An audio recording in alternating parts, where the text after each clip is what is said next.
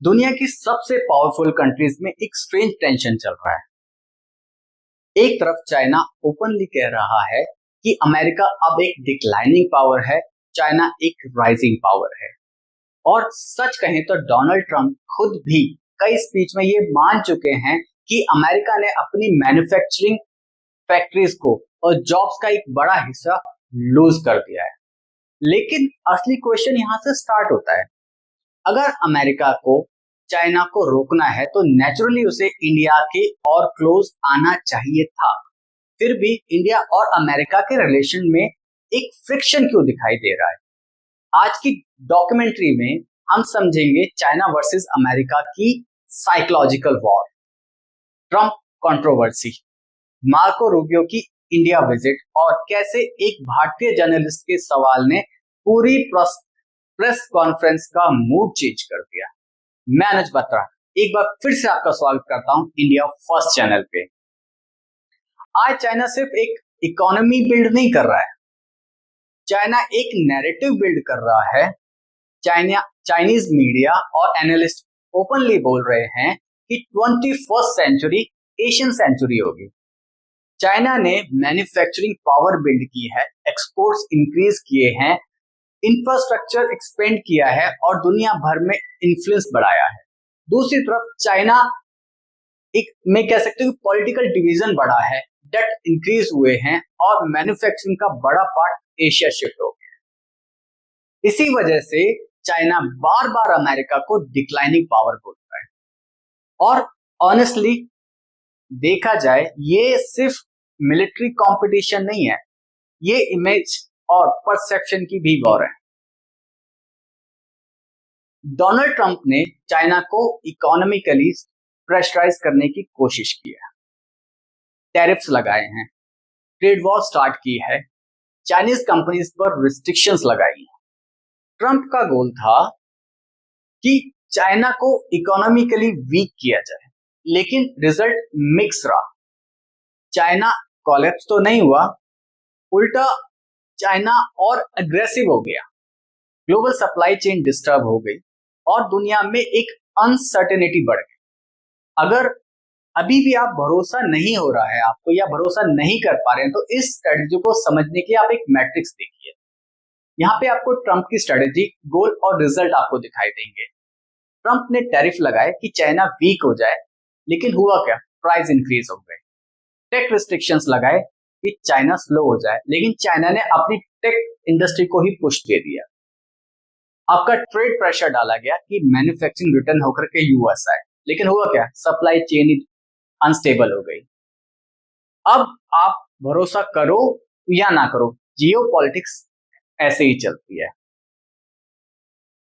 अब आप अगर लॉजिकल देखते हैं, अगर अमेरिका को चाइना को बैलेंस करना है तो इंडिया उसका एक नेचुरल पार्टनर बनना चाहिए, क्योंकि इंडिया एक ह्यूज मार्केट है, लार्ज पॉपुलेशन है, मिलिट्री पावर ग्रो कर रहा है और इंडिया चाइना के अगेंस्ट एक स्ट्रेटेजिक पोजीशन में भी है। इसीलिए एक क्वाड बना, इंडो पैसिफिक स्ट्रेटेजी बनी, India US defence tie strong हुए। लेकिन प्रॉब्लम यहां आती है कि पार्टनरशिप स्ट्रांग होने के बावजूद ट्रस्ट फुल्ली स्ट्रांग नहीं हो पाया और इसी टेंशन के बीच एक कंट्रोवर्सी और बढ़ गई। हुआ क्या? डोनाल्ड ट्रंप ने ट्रस्ट सोशल पर एक पोस्ट शेयर किया जिसमें इंडिया को इनडायरेक्टली हेल्प होल बुलाया गया। इंडिया में काफी बैकलैशेस हुए। लोगों ने एक क्वेश्चन पूछा, एक जेन्युइन क्वेश्चन, अगर इंडिया स्ट्रेटेजिक पार्टनर है तो ऐसे नैरेटिव्स को एम्पलीफाई क्यों किया जा रहा है? ये सिर्फ एक सोशल मीडिया कंट्रोवर्सी नहीं थी, ये रिस्पेक्ट और परसेप्शन का इशू बन गया, क्योंकि जियोपॉलिटिक्स में इमेज बहुत मैटर करती है। इसी बैकड्रॉप में US secretary of state Marco Rubio India visit करने आते हैं। ऑफिशियली पर्पस था कि इंडिया यूएस पार्टनरशिप को स्ट्रॉन्ग करना है, चाइना चैलेंज को डिस्कस करना है, इंडिया पैसिफिक कॉर्पोरेशन को इंप्रूव करना है, सब नॉर्मल डिप्लोमेटिक विजिट लग रही थी।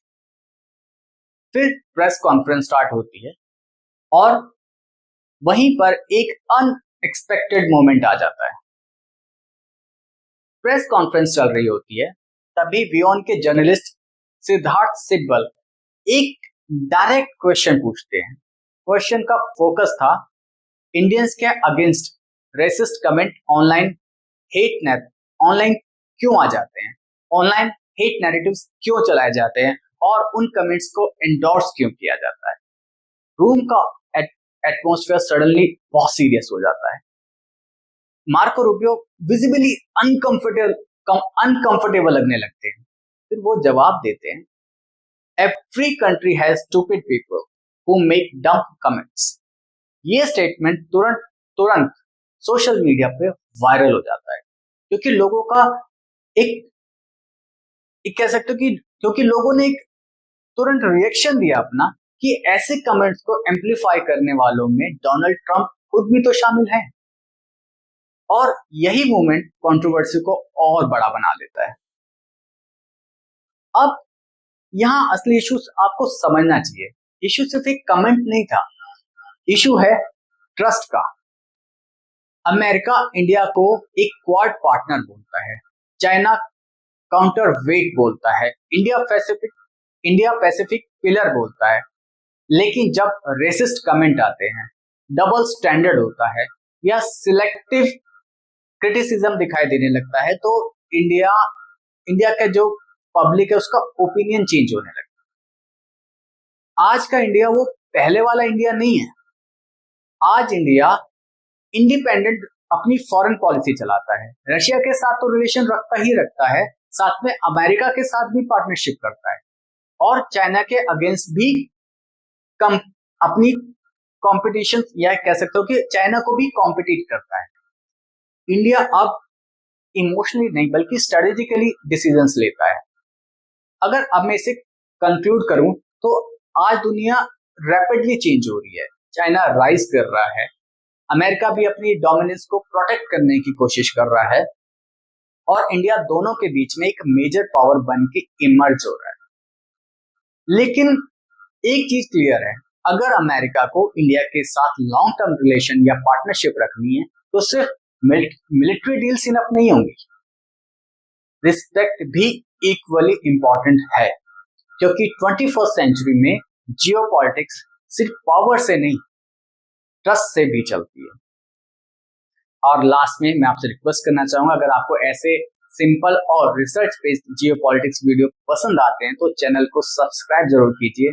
आपका सपोर्ट ही मोटिवेशन देता है हमें ऐसे डीप रिसर्च बेस्ड डॉक्यूमेंट्री बनाने के लिए।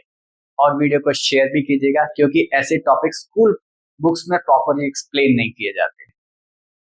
लास्ट में आपको बोलना चाहूंगा, जय हिंद।